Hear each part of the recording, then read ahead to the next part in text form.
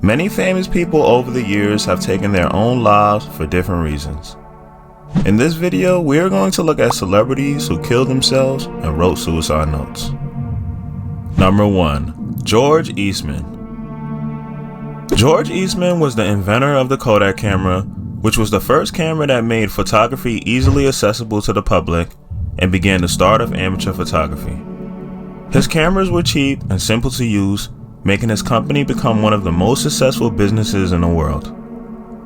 Eastman pioneered a number of developments in photography, but his Brownie camera, which cost $1 and could be used by amateurs and children, was his most popular invention. He was well respected by his employees because he treated them well and was known to be very generous, giving away over $100 million during his lifetime. Later in life, he started to become sick, and this caused him to not do activities he once enjoyed. In 1932, George Eastman committed suicide with a gunshot wound to his heart. He wrote a suicide note that said, "To my friends, my work is done. Why wait? George Eastman." Number 2. George Sanders.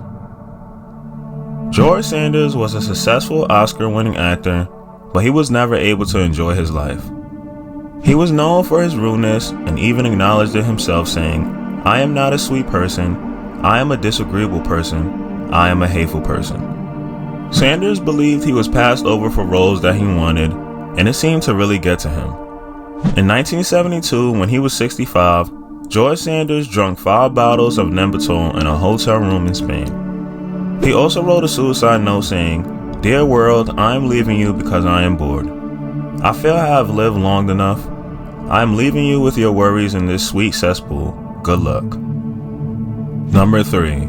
Terry Kath. Terry Kath was the lead guitarist in the rock band Chicago and the musician who Jimi Hendrix called Better Than Me.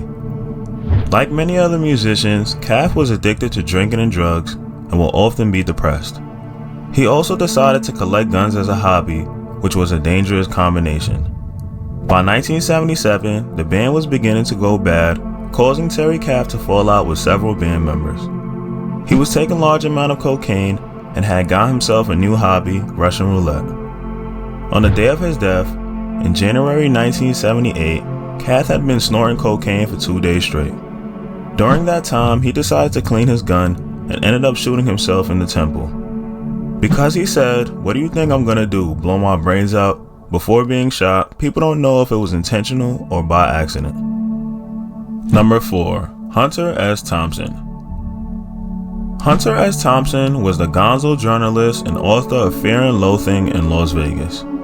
Variously described as a Southern gentleman and gun-toting anarchist, Thompson was famous for his wildly inventive style of writing, his prolific drug-taking, and his love of explosions.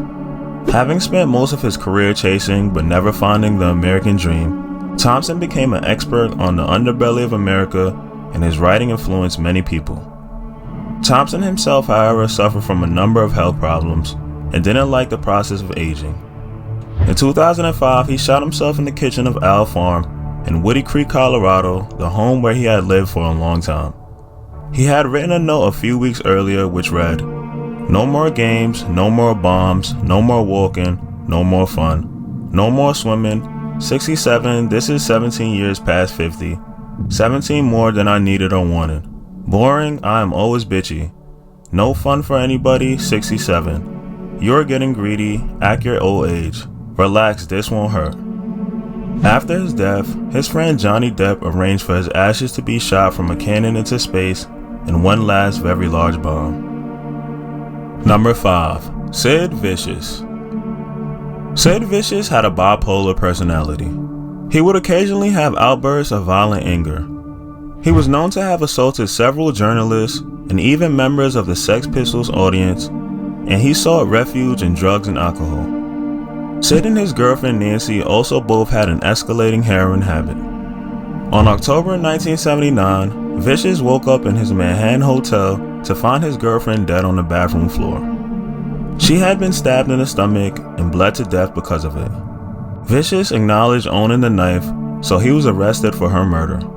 Over several interviews, he gave different stories of what happened, sometimes admitted to stabbing her, and sometimes saying that he didn't remember because of the large amount of drugs that they both took. After multiple failed attempts at suicide, Sid Vicious died the night that he made bail. His mother, who discovered his body, claimed she had found a note in his jacket pocket that said, "We had a death pact, and I have to keep my half of the bargain. Please bury me next to my baby in my leather jacket, jeans, and motorcycle boots. Goodbye." Thank you for watching. If you like this video and want to see more videos like this, make sure you subscribe to the channel, turn on the notification bell, and leave a like.